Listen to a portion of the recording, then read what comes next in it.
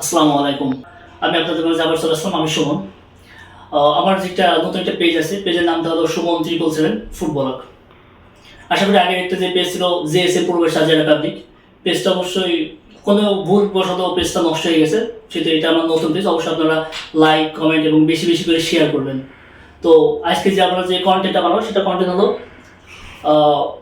Unique unique pineapple.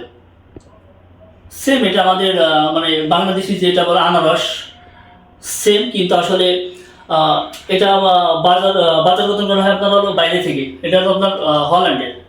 তো না জানি খাইতে কীরকম হবে, জাস্ট আপনাদের মধ্যে এটা শেয়ার করবো আর কি। এটা মানে খাইতে কীরকম হবে আর কি, টেস্টটা কীরকম হতে পারে আর কি। এটা কিন্তু মূলত কিন্তু আপনার স্পাইসি, একটু স্পাইসি, একটু ঝাল ঝাল। দেখা যাক কীরকম আর কি। আহ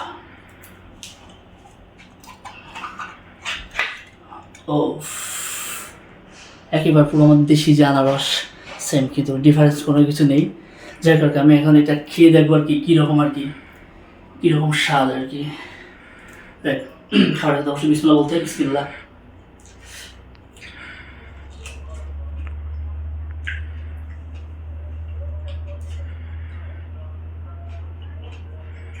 আমাদের বাংলাদেশের যে আনারসটা কিন্তু সেম, ডিফারেন্স কোনো কিছু নেই। একবার পুরা, আমি ভাবছিলাম ইউনিক কোনো কিছু হবে, কিন্তু ইউনিক কোনো কিছু নেই। খাইতে মোটামুটি মাশাআল্লাহ অনেক সুন্দর কিন্তু।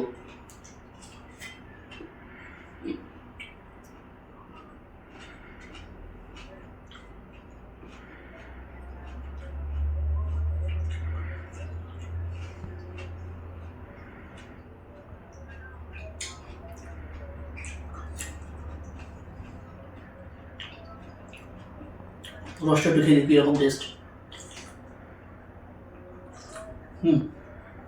মাশাআল্লাহ অনেক সুন্দর কিন্তু। এটা কিন্তু হালাল। আবার ভাবেন এটা কিন্তু হারাম, এটা কিন্তু হালাল। যেহেতু এটা বাইরে হইলেও কিন্তু এটা হালাল। আর বিশেষ করে সৌদি আরব হারাম বলতে কিছু পাওয়া যায় না, সব কিছুই হালাল।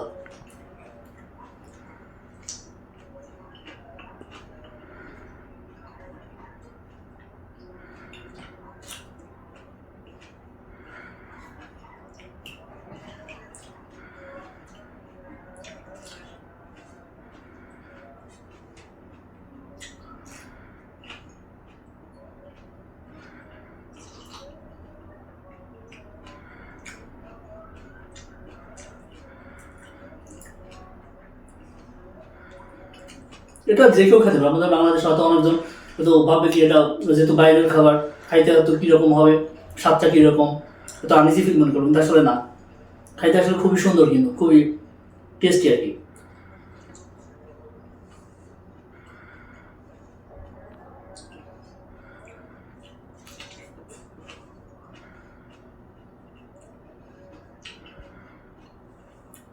যাই হোক, সর্বশেষ একটা কথা বলি। আমার তো অবশ্যই যে পেজটা আছে সুমন 777 ফুটবলার, অবশ্যই আপনারা বেশি বেশি করে লাইক, কমেন্ট এবং শেয়ার করবেন। তাহলে আজকে শেষ করছি। আল্লাহ হাফেজ।